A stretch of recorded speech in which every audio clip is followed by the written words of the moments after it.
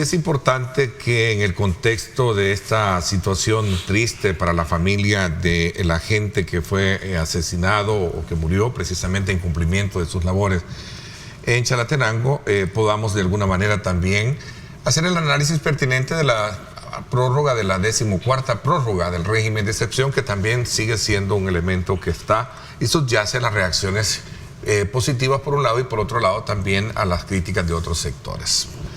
Marvin, y el resto tienen la palabra. Bueno, yo creo que la noticia nos deja claros que si bien las pandillas han sido desarticuladas, es un fenómeno que no ha desaparecido y que puede rebotar en cualquier lugar del país y en cualquier momento. Esto obviamente deja también claro que la policía y en el caso del Ministerio de Justicia y Seguridad no ha terminado aún la labor de combate contra las pandillas. Conversé con el ministro de Seguridad esta semana y decía, es que todavía hay remanentes y a eso vamos, tras eso vamos. Y pueden reorganizarse. Al no haber una ranfla o una dirigencia que esté enviando órdenes desde las cárceles como era antes, y la persecución que ha provocado que se vayan a Guatemala, Honduras o a México, en ese sentido pueda que haya sectores aquí que quieran organizarse para... La muerte de la gente es bien delicada. En el entendido que andaba haciendo un patrullaje y que fue investido en el momento de que trabajaba, y que de seguro llegaron a una zona caliente que ellos no sabían, o si no, y si lo sabían no se prepararon para entrar a esa zona, se confiaron y fueron, digamos, disparados. Para mí, el régimen de excepción, o sea, ha dejado de ser una estrategia de seguridad para convertirse en una estrategia electoral. Y creo que está siempre enmarcado dentro de esa guerra comunicacional y no te permite ver con claridad todo, porque decir...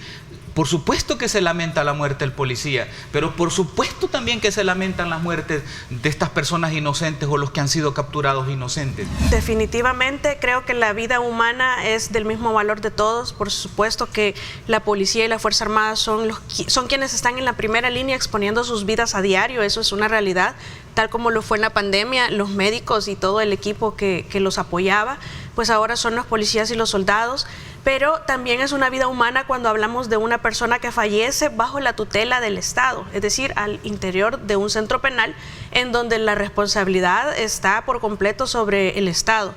Entonces, ¿qué significa esto? Si nosotros tenemos publicidad y tenemos resignación, pero además indignación por este asesinato, también debemos tenerlo por la vida humana que se perdió, que no sabemos, y debemos presumir que era una persona inocente, porque todavía no había sido condenado, me imagino, no lo sé. Ahora, me parece que una cosa no es excluyente de la otra. Esto nos vuelve en inservible, en ineficiente, en ineficaz, en que no sea efectivo el régimen. Yo creo que ni siquiera necesita explicación, no solo por la aceptación, porque al final la percepción es una cosa, la realidad podría ser otra, pero lo cierto es que todos vivimos y disfrutamos de la libertad que ahora gozamos gracias a la implementación del régimen dentro del marco del Plan Control Territorial.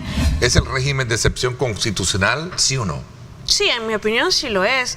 Estamos en una coyuntura y va a pasar. Es cierto que excepcional se entiende normalmente como un mes, 2 meses, que es lo que he escuchado que entenderían muchos por constitucional. En mi opinión, es una coyuntura que ha obligado a prolongar la excepción. No va a ser la regla permanente, a menos que lo modifiquen a través de reforma de la Constitución. Sin embargo, sí es una coyuntura que ha obligado a prorrogar esta excepción. Porque el público se la pregunta de manera permanente. Si nos vamos al aspecto meramente técnico, me parece que las herramientas procesales y penales y también el elemento humano en las diferentes instituciones que participan, a excepción de la Corte Suprema, que a pesar que tiene más recursos, creo que todavía le hace falta personal en este tema, pero lo cierto, y en la Fiscalía, lo cierto es que técnicamente ya lo único que digamos, habilita la prórroga del régimen son los 15 días, porque la gente ya está cansada, porque la gente no da abasto, etcétera. El régimen, por un lado, lo avalan algunos organismos y otros están, otros no. Pregunta, ¿por qué hay dos posiciones en este tema? Tenía que ver con lo que Tania dice, lo que pasa es que es excepcional. todos están de acuerdo. Frente a ese hecho constitucional, decíamos. Todos están de acuerdo que es una herramienta constitucional que tiene ahí el Estado. Okay. Pero otros dicen excepcional 2-3 meses. Me imagino que tú te vas por esa línea. Y ya vemos otros que creemos de que el estado de excepción, si el Ministerio de Justicia y el gobierno dice que lo necesita, hay que dárselo las veces que lo necesitan. Esa es una discusión jurídico-política incluso, ¿no? Ahora, ¿qué es lo que deberíamos de ir planteando ya? El estado de excepción no puede ser para siempre, ¿verdad? Y creemos que 14 meses, pues algunos dirán, ya basta, ¿verdad? Sí, porque hay dos posiciones, eso incluso lo pero yo quisiera, pero yo quiero puntualizar algo. Este punto. Entonces, ¿qué es lo que tendría que irse planteando la Asamblea Legislativa del Gobierno? Crear un cuerpo legal, lo hemos dicho aquí, para sustituir el estado de excepción con las mismas herramientas y garantías para que se pueda combatir a los pandilleros. Se supone que ya tendría que tener a 1 año y 2 meses. A 14 meses. A 14 meses, ¿verdad? 1 año, 2 meses, ya un control, pero parece ser que todavía el problema está ahí. Lo que pasa es que todavía hay muchos ¿no? pandilleros que todavía están escondidos, y por eso es que siempre insisto yo en la necesidad que tenemos que la ciudadanía se siga empoderando, y por eso es que pienso que todavía necesitamos el régimen, porque la ciudadanía tiene la percepción errada, pero es una percepción real de ellos, que es el régimen el que los tiene seguros. En realidad es un conjunto de herramientas que se han implementado por parte del gobierno, pero la ciudadanía esa percepción tiene. Entonces, mientras sea esa percepción, sigamos empoderando a la gente para que continúe denunciando, porque cuando denuncian se libran ellos de los pandilleros, pero también están librando al país de los pandilleros y también están protegiendo a los policías y a los soldados. Hoy hay más tranquilidad en esos lugares. Los pandilleros o se han escondido, pero ya no dominan. Ya son poquitos, ya no dominan esa zona, que era como algo bien complicado para la gente que vive ahí. El territorio. Entonces, lo territorial. Bueno, eso hay que mantenerlo, pero no a costa, estoy de acuerdo contigo, de profundizar las violaciones a los derechos humanos. Y vamos a terminar otra, o sea, porque como que hay que repetirlo, ¿va? Esa muerte en el centro penal van a tener que responder los funcionarios de ese penal más adelante, Walter. Y los demás arriba también. Es que ya la Corte Penal, la Corte Interamericana de Derechos Humanos estableció en el caso de una señora de 72 años que fue capturada aquí en la comunidad Quiñones, en La Escalón, que hay responsabilidad de los policías por llevársela arbitrariamente, acusándola de agrupaciones ilícitas, solo porque ella preguntó por qué se llevaban a su nuera. Vea, segundo, que hay también de la Fiscalía responsabilidad porque pudiendo pedir medidas cautelares, porque la señora es de 72 años y es hipertensa, y le exponen a que muera, ¿verdad?, en el penal, porque ¿quién le va a dar medicamentos? También es responsabilidad de los fiscales. Y tercero, el juez que vio el caso, dice la Corte Interamericana de Derechos Humanos, porque no pudo darse cuenta de todo el proceso y dejarla en libertad con medidas cautelares. Yo sé que no les va a gustar lo que voy a decir, pero ya lo dije una vez. Y es que en realidad el cuerpo policial, algunos tienen que aprender a seguir el ritmo de los soldados, porque es que realmente los soldados tienen un ritmo de verdad feroz, y si son los que coadyuvan en la seguridad a los policías, pues yo creo que hay que adaptarnos un poco a la coyuntura, porque es excepcional, y para tener mejores resultados. Realmente no es para generar división, sino que es para tener mejores resultados. El movimiento de trabajadores de la policía está luchando por su reconocimiento legal en El Salvador y lo está queriendo hacer desde la mano con el OIT. Yo en lo personal creo que debe haber un sindicato dentro de la policía. Sí, porque conozco otras experiencias de otros países donde hay sindicatos de policía. ¿Ayuda a eso? Sí, porque siempre hay abusos, problemas de género, problemas de arbitrariedades, y la policía, estamos hablando incluso de problemas de corrupción. ¿Hay una oficina de asuntos internos? Sí, pero a veces esta oficina no investiga o no hace el papel como debería de hacerlo, y entonces el sindicato de policía puede ser una especie de contrapeso adentro de un organismo que es tan importante. Pero por ahora en El Salvador no es legal que la policía o el ejército mismo tenga un sindicato. Sí, por supuesto, no es legal. No es legal. Pero quizás eso con el tiempo cambie, pues estamos de acuerdo. Y que el movimiento de trabajadores de la policía haga su lucha es correcto. Honestamente, creo que el gabinete de seguridad está en una especie como de calle sin salida, ¿verdad? Porque si quita el régimen de excepción, ¿verdad?, con la mutación que han tenido las pandillas, entonces se le cae toda esta negociación. Okay. Se le cae toda esta negociación. Entonces, yo lo que pido nada más es, mi pregunta es, al aire es, ¿cuándo van a liberar a todos los capturados injustamente? Pero hay un impasse ahí en el Tribunal Supremo Electoral, que tiene que ver precisamente con una de las más grandes facturas históricas que el país ha tenido con respecto al tema del voto en el exterior. ¿Cuál es el análisis y la lectura que ustedes, en el contexto de lo que se conoce a manera, digamos, de información, pueden hacer?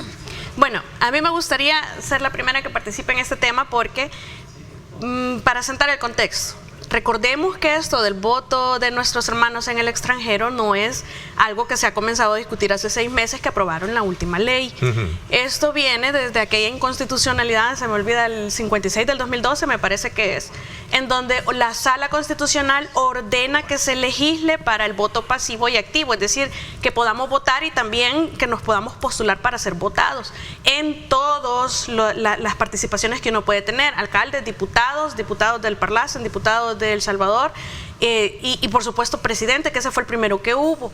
Lo cierto es que aquí pasaron 2 asambleas, incluso esta actual tuvo demora en la aprobación de esta ley, que no cumplían con ese mandato que la Sala Constitucional dio. Se dijo que primero iba a estar para las elecciones de una fecha, luego para las siguientes, total de que los hermanos en el extranjero nunca pueden votar ni ser votados, es decir, ejercer el sufragio y tener derecho a participar de una forma plena como lo mandata la Constitución, con equidad y con igualdad. Eso es una realidad y todavía no se goza de eso, pero ya tenemos por ley la participación, pero una ley que se vino a emitir realmente, digámoslo como es, tarde. Yo realmente pensaría, incluso de la Fiscalía General de la República en el futuro, que ahí hay algo que investigar.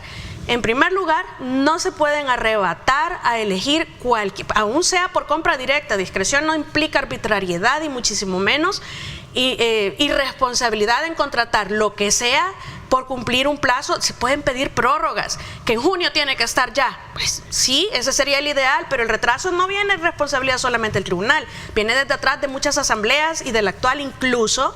Y lo cierto es que si hay una empresa que no ha dicho ni siquiera cuál es el costo de la implementación del servicio que se está ofreciendo y cómo nos vamos a ir de boca nosotros a firmar un contrato en ese aspecto y después nos digan va a ser tanto y no siquiera lo podemos pagar, es decir, sería completamente irresponsable. Dice el magistrado Wellman que quisiera creer que no hay intereses personales detrás. Yo también quisiera creer eso y quisiera transparencia como ciudadana y quisiera información al respecto, y que la empresa que vaya a salir electa, que no sea una que no tiene experiencia, que se acaba de conformar una sociedad jurídica para participar en estas elecciones y sin ningún tipo de experiencia, ni trayectoria, ni antecedentes, sino que se acaba de conformar, que sea electa y que no haya ningún costo. Es decir, tiene que tener mucho cuidado, porque si no en el futuro yo veo una fiscalía metiendo presos a varios. ¿Cómo es que está manejándose esto?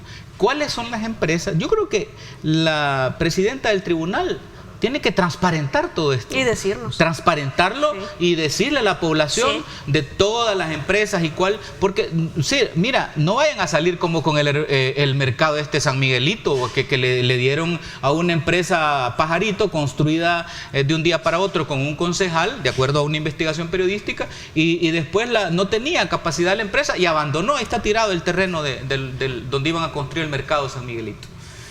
Que no vayan a salir el tribunal con unas empresas que no tienen experiencia, que no tienen la capacidad instalada, y se vaya a producir precisamente todas estas lecturas de un posible fraude. Todavía están a tiempo de hacerlo de manera transparente. En el caso del consorcio de las Bolivia. 3 firmas que tú decías, ¿verdad? Sí. Es Cibernética AS, Mulbauer ID Service, sí, y GBMH y Data y Graphics, se llaman las 3 empresas que han hecho un solo consorcio.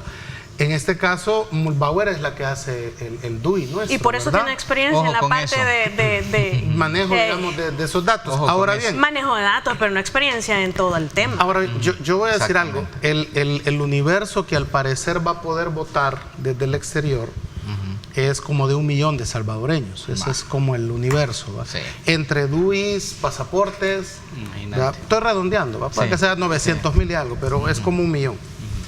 En ese sentido, se prevé que, digamos, de que tener un mes para votar por cualquier dispositivo puede animar a la gente a que fuera más grande el voto. Dicho eso, 1 millón de personas sí pueden cambiar el resultado electoral, ¿verdad? 650.000 está en el padrón en este momento según uno de los magistrados, y se espera 750.000. Ajá, exacto, por el pasaporte, ¿va? Con los pasaportes, como se va a poder votar, y con pasaporte vencido, ¿verdad? Entonces pueda que aumente, ¿va? Lo máximo, el tope será 1 millón, ese universo. Primero, deberían todos los partidos políticos de conocer ese universo, de tener un registro electoral, porque no se puede decir que es 1 millón, que es lo que se conoce, que yo conozco de manera extraoficial, y que votaron 2 millones al final, ¿verdad? Entonces eso no. Entonces, y en eso sí la empresa que se va a hacer cargo del voto en el exterior tiene que tener esos respaldos, ella tiene que tener ese registro electoral, por llamarlo así. Y el tribunal y los magistrados deben de tener digamos, el cálculo de saber de que pueden haber sanciones después de la comunidad internacional si ellos han hecho mal. Yo recuerdo que Marvin dijo en un programa aquí de que le habían quitado sus candidaturas en Nuevas Ideas en el Oriente a través del voto electrónico. ¿Tú lo dijiste? No, lo dijo Walter Araujo en una conversación con Marcelo Larín. Pero vos después también corroboraste. En vista de que habías corroborado eso también. Ya que ellos lo dijeron. Entonces sí se puede hacer manipulación de lo electrónico. Sí se puede. Tenemos que tener ese Pero con una empresa seria, con trayectoria y con todo el aparataje. ¿Y cuál fue el problema en esa elección interna? Y observación internacional, ¿verdad? Nunca supimos el padrón. Sí. ¿Cuántos eran? Sí. Entonces solo se dijo son tantos, ¿verdad? Pero nunca se dijo. Ni lo viste. No había posibilidades de revisión ni de tener representantes en los organismos electorales. Entonces esas son cosas que el Tribunal Supremo Electoral debe de evitar en esta elección, porque hay tanto en juego. Y es una elección bastante particular porque por primera vez se va a ir a la reelección presidencial en 90 años, ¿verdad? Y otra cosa es que se está discutiendo la transparencia para que todos quedemos contentos, los que vayan a participar, que se hizo de manera legal y transparente, pues, y que si perdiste, perdiste. Y que el que ganó, pues ganó con Yo insisto que había que ver qué nivel también de igualdad tienen los otros partidos, sobre todo en ese voto electrónico. Y hay que ver, yo me he estado quebrando la cabeza, cómo van a ser estas juntas de vigilancia de los partidos políticos del voto electrónico. O sea, qué nivel, digamos, de acceso se va a tener, hasta dónde va a llegar la participación o no, o cuáles son las claves, etcétera.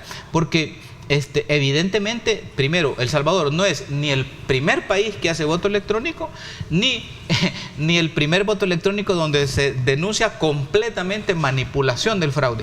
Si me lo preguntan a mí antes de que me vayan a acusar de que estoy aquí de operador político de alguien, así dicen. La empresa más capacitada para llevar a cabo el voto electrónico es este consorcio de 3 empresas, porque ahí está Estonia. Estonia es el primer país que pone en marcha lo del gobierno digital. Es miembro de la Unión Europea. Vamos a ver, dejémonos ahí porque no podemos estar de alguna manera sometiendo a criterios de...